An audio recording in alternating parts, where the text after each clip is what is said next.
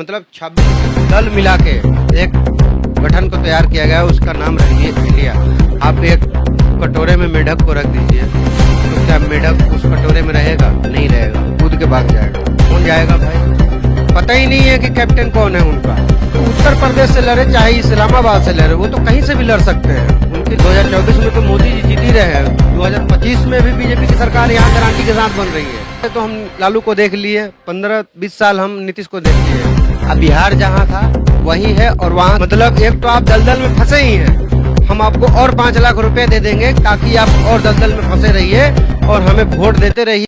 ये तो आज आपको जो है करनी सेना के मध्य प्रदेश करनी सेना के जिला अध्यक्ष जी से बात करा रहे हैं कि जो संगठन बनी है, जो महागठबंधन की जो संगठन बनी है जिसका नाम इंडिया रखा गया है, उसके बारे में हम लोग थोड़ा सा चर्चा करेंगे और इसके बाद हम लोग जानेंगे कि ये नाम जो है आखिर इतना चर्चा में क्यों है, ये नाम होना चाहिए या फिर नहीं होना चाहिए। तो रवि रंजन जी, हम आपसे जानेंगे कि सबसे पहले हमारा न्यूज़ चैनल पर आपका स्वागत। नमस्कार, जितने भी दर्शक देख रहे हैं सबको प्रणाम दिल से, रोर न्यूज का। हम जानना चाहेंगे कि ये इंडिया नाम जो है, इंडिया नाम क्यों रखा गया? इंडिया नाम पहला नंबर तो बिल्कुल गलत है, नहीं रखना है। हम इस नाम को खारिज करते हैं, इसलिए कि अगर कहीं भी कुछ भी होता है तो लोग बोलेंगे इंडिया हार गया। अरे भाई, इंडिया फुटबॉल थोड़ी खेल रहा है, क्रिकेट थोड़ी खेल रहा है कि हार गया। कौन हार गया?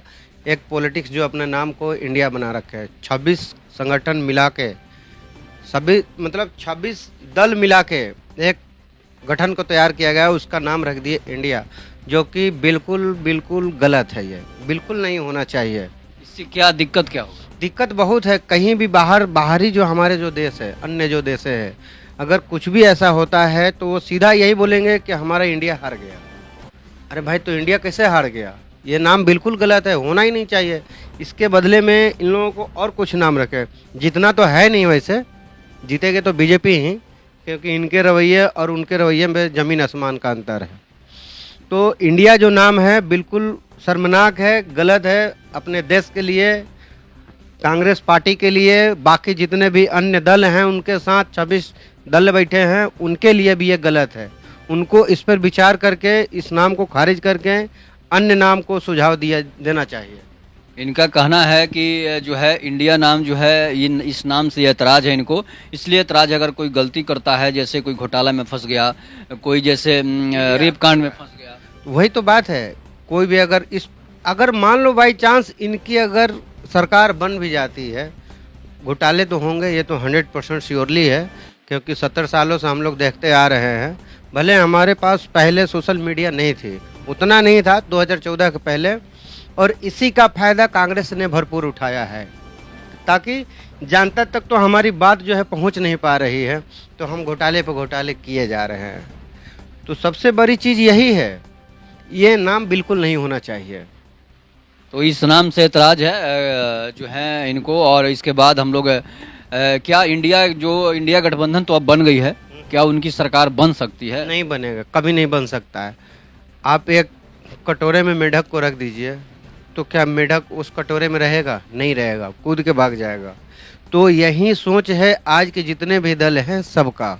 एक कटोरे में ये लोग बैठेंगे नहीं, इनको पता है कि थोड़ा सा हमको गर्मी लगेगा, हम तुरंत कूद के भाग जाएंगे। तो इसलिए सबसे पहले बात यह है कि ये इनको तो जितना ही नहीं है, और ख़ास करके ये हम लोग जितना ही नहीं देंगे इनको। हम नहीं चाहते कि ऐसी सरकार है जो मतलब हम लोग को 10 साल 15 साल पीछे लेके चला जाए। सबसे बड़ी चीज़ ये, आज हम लोग की जो भारत जितना डेवलप किया है 10 सालों में, 8 सालों में, 9 सालों में, उतना वाकई में काम नहीं हुआ है 70 साल में। अगर काम हुआ रहा था कांग्रेस के राज में तो बीजेपी को आने की ज़रूरत नहीं थी, मोदी जी को आने की ज़रूरत नहीं था।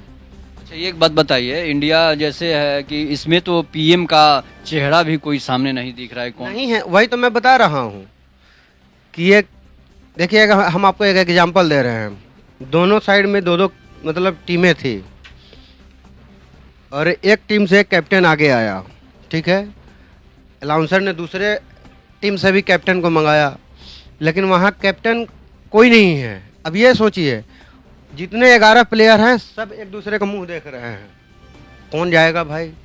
पता ही नहीं है कि कैप्टन कौन है उनका। अगर कैप्टन पता है तो बताओ, उस नाम पे चुनाव लड़ो, फिर देखो तुम्हारे नतीजे क्या होते हैं। सबसे बड़ी चीज़ यही है कि इनका पता ही नहीं है कि कौन इनका कैप्टन बनेगा, कौन इनका पीएम पद का उम्मीदवार रहेगा। नीतीश कुमार को लोग बोल रहे हैं, हम गारंटी दे रहे हैं कि हमारे क्षेत्र में आके ये विधायक का चुनाव लड़ लें, अगर जीत जाए तो हम जिंदगी भर के लिए उनकी गुलामी। नीतीश कुमार उत्तर प्रदेश से लड़ रहे हैं।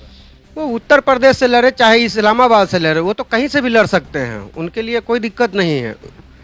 जो लोग अशरफ को और ये क्या बोलते हैं मोहम्मद, कौन है वो, हाफिज जी को सईद जी बोल रहे हैं लोग, इशरत जहां को लोग ऐसे लोग बताओ कहीं से चुनाव लड़ सकते हैं? इनको कहीं कोई रोक नहीं है। मतलब नीतीश कुमार फूलपुर से राहुल गांधी आज जाके वायनाड से चुनाव लड़े हैं, किसके साथ गठबंधन की है पता है आपको? मुस्लिम लीग, जो 1947 में अपने देश को विभाजन करने में मेन हाथ था, उस पार्टी के साथ राहुल गांधी वायनाड में जाकर उन्होंने गठबंधन करके चुनाव लड़ लिया। उनको पता है कि हमें अमेठी में हम जीत नहीं पाएंगे, क्योंकि वोट जो पड़ते हैं वो आपके काम पे पड़ते हैं, आपने क्षेत्र में कितना काम किया है उस पर पड़ता है। इन लोगों का क्षेत्र बिल्कुल नील बट्टा नील था और इसलिए इनको यहाँ से छोड़ के भागना पड़ा।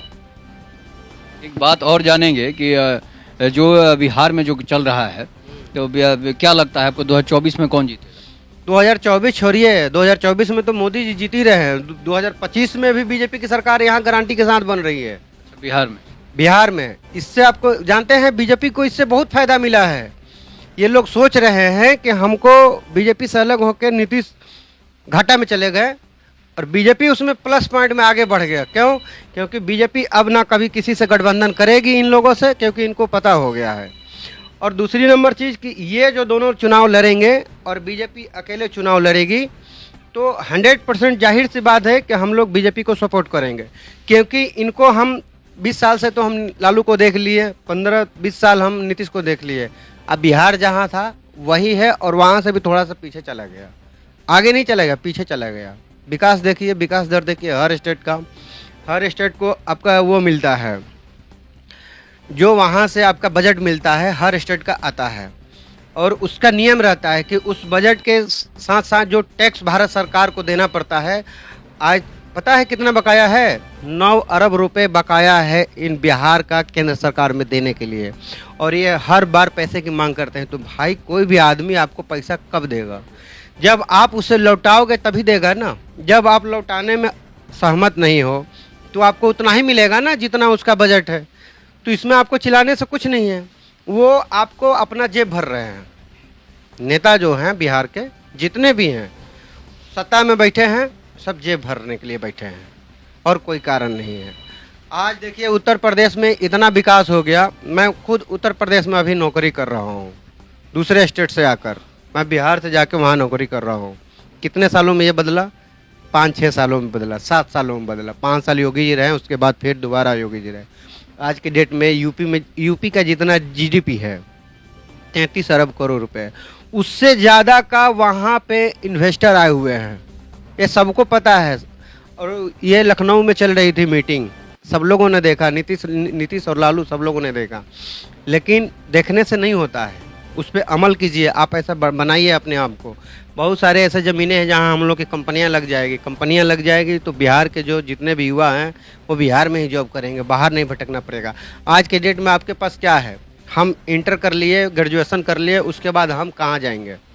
इनसे अगर पूछने जाओगे तो वो लाठी बरसाएंगे, सरकार पुलिस लाठी बरसाएगी, लेकिन उनके पास जवाब नहीं है कि इसके बाद हम कहाँ जाएं, इसका जवाब नहीं दे पाएंगे। तो उन्होंने क्या निकाला है? हम आपको लोन दे रहे हैं, मतलब एक तो आप दलदल में फंसे ही हैं, हम आपको और 5 लाख रुपए दे देंगे ताकि आप और दलदल में फंसे रहिए और हमें वोट देते रहिए और वोट देकर हमको जिताते रहिए और आप जो है दिल्ली जाके नौकरी करिए और उनका कर्जा भरते रहिए 5 लाख। ये एक बहुत अच्छी इन्होंने बात कही है कि जो सरकार है लोन देती है तो समझिए कि वो आपको कर्जा देती है। नेता कहता है कि नौकरी मत दीजिए, कर्जा दे दीजिए। नौकरी दीजिएगा तो 60 साल के बाद 60 साल तक वो आपको याद नहीं करेगा, आपके पीछे झंडा लेकर नहीं ढोएगा। अगर आप कर्जा दीजिएगा तो कर्ज तले जब तक दबा रहेगा वो आपका काम करते रहेगा, आपका चाय पानी गिलास नाश्ता ढोते रहेगा। लेकिन नौकरी दे दीजिएगा तो फिर समझिए कि वो 60 साल तक आपका झंडा नहीं ढोएगा, उसके बच्चे जो होंगे वो भी नहीं। सरकार से मैं गुजारिश करूंगा कि ये कोई ज़रूरी नहीं है कि हमको गवर्नमेंट जॉब ही चाहिए, भाई तुम प्राइवेट सेक्टर में भी जॉब दो ना हमको, हमें कोई आपत्ति नहीं है। ये जो बिहार से भर भर के ट्रेनें जो जा रही है वो कौन है लोग? सब लेबर मजदूर हैं। उनको काम अगर यहीं मिल जाए, गांव घर अपने जिला में, अपने शहर में, किसको तकलीफ होगी? हमें खुद दुख दर्द होता है। हम अपने गांव से 500 किलोमीटर दूर जाकर नौकरी करके आते हैं और फिर अपना घर पे भरण पोषण करते हैं, फिर हम वापस जाते हैं नौकरी करने के लिए। दिल से इच्छा होती है कि हम ना जाएं, लेकिन मजबूरी है हमारी। और मजबूरी किसके बदौलत है? ये हमारी सरकार की बदौलत है। तो अब इस बार आप किसको जिताएं? इस बार हम यही चाहते हैं कि यहाँ पे पूर्ण बहुमत हो, पूर्ण बहुमत से बीजेपी का सरकार हो, क्योंकि 20 साल चाचा को देख लिए, 20 साल भतीजा को भी देख लिए हम लोग। तो ये आपने जाना करनी सेना के जिला अध्यक्ष हैं, एमपी के जिला अध्यक्ष हैं, इन्होंने अपनी विभाग बातें रखी। और इस वीडियो को ज़्यादा से ज़्यादा शेयर कीजिएगा। तब तक के लिए नमस्कार, जय हिंद, जय भारत, जय श्री राम।